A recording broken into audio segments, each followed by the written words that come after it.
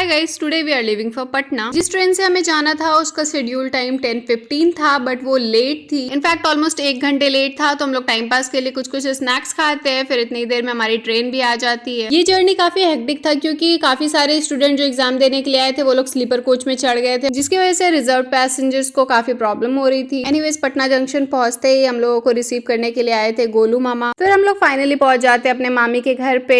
जी हाँ, हम लोग अपने मामी के घर आए हुए हैं। एंड यहाँ पहुंचते ही मेरे मामा मामी का मजाक स्टार्ट हो जाता है। एंड ये है मेरी सबसे छोटी बहन जिसके बर्थडे में हम लोग आए हुए हैं। यहाँ पहुंच के हम लोग छत पे जाते हैं मिलने के लिए इनके पेट से, जिसका नाम ब्यूटी था, जो कि काफी ज्यादा क्यूट थी। फिर हम लोग नाश्ता करते और सो जाते क्योंकि रात भर हम लोग सही से सोए नहीं थे। और फिर उठ के हम लोग लंच करते हैं और निकल जाते हैं मम्मी के फुआ के घर के लिए, जिसके लिए मेरी मम्मी सबसे ज्यादा एक्साइटेड थी। जब हम लोग पटना आने का डिसाइड कर रहे थे तो मेरी मम्मी उस टाइम से बहुत ज्यादा खुश थी कि वो अपने फुआ के घर फर्स्ट टाइम जाएगी, क्योंकि मेरी मम्मी फर्स्ट टाइम पटना ही गई थी। एंड मोस्टली मेरे मैटरनल साइड के रिलेटिव्स पटना से हैं।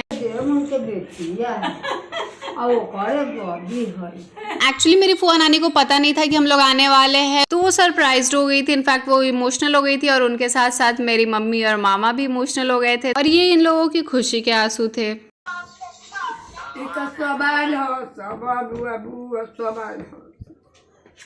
फिर ये अपने भाई से बात करती है एंड इन सभी का खुशी इन लोगों के चेहरे पे ही झलक रहा था कि ये लोग कितना खुश थे एक दूसरे से मिलकर। फिर इन सभी ने काफी सारी बातें की और हम लोगों का जाने का टाइम आ गया। तो जब जा रहे थे तब नानी भी रो रही थी और मम्मी भी, और ये जबरदस्ती देखिए हम लोगों को पैसा दे रही थी। आई नो कि ये आशीर्वाद है, बट फिर भी पैसे लेने में मुझे थोड़ा शर्म आता है। फिर हम लोग जाते हैं मेरी मम्मी की छोटे वाली फुआ के फैमिली फंक्शन में। अब क्योंकि इनकी छोटी वाली फुआ नहीं है तो ये अपने फूफा से ही मिलने आई हुई थी। एंड ये एक एंगेजमेंट सेरेमनी था निशा दीदी का। वो मुझे देखकर काफी ज्यादा खुश हुई थी, बट क्योंकि वो स्टेज पे थी तो मैं बात नहीं कर पाई थी उस टाइम। एंड ये रहे मेरी मम्मी के फूफा, और इनसे भी मेरी मम्मी फर्स्ट टाइम मिल रही थी। एंड मेरी मम्मी से मिलकर वो भी काफी खुश लग रहे थे। इस दिन काफी ज्यादा गर्मी किया हुआ था, तो सबसे पहले हम लोग खाते हैं आइसक्रीम और फिर हम लोग जाते हैं मेन कोर्स की तरफ। गर्मी की वजह से मुझे भूख नहीं लगा था तो मैंने थोड़ा ही खाया था। कैसा लगा सरप्राइज?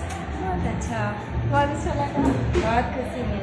इसके बाद हम लोग वापस से घर आ जाते हैं और घर पे हो रहा था सिर्फ चर्चा इस दिन। तो हम लोगों को घर आके प्रसाद मिलता है और कुछ नाश्ता करते हैं। और इस दिन मेरे घर पे आई हुई थी मेरी मम्मी की फेवरेट बहन, वो हम लोगों को अपने घर लेके जाती है। और इधर देखिए हम लोग बैठ के काफी सारी बातें कर रहे थे, बट मैं वहाँ पे बोर हो रही थी तो मैं दीदी के पास आ जाती हूँ। फिर हम लोगों को गर्मी लग रहा था तो हम लोग छत पे आके नाश्ता करते हैं और फिर नीचे जाते हैं तो दीदी मैगी खिलाती है। मौसी के घर आने के बाद चीकू सो गया था, इसलिए भैया उसे और मम्मी को घर पे ड्रॉप करने के लिए चले जाते हैं। क्योंकि मेरे मामी का घर ज्यादा दूर नहीं था इनके घर से, तो मैं और मामा पैदल ही चले जाते हैं। Bye bye.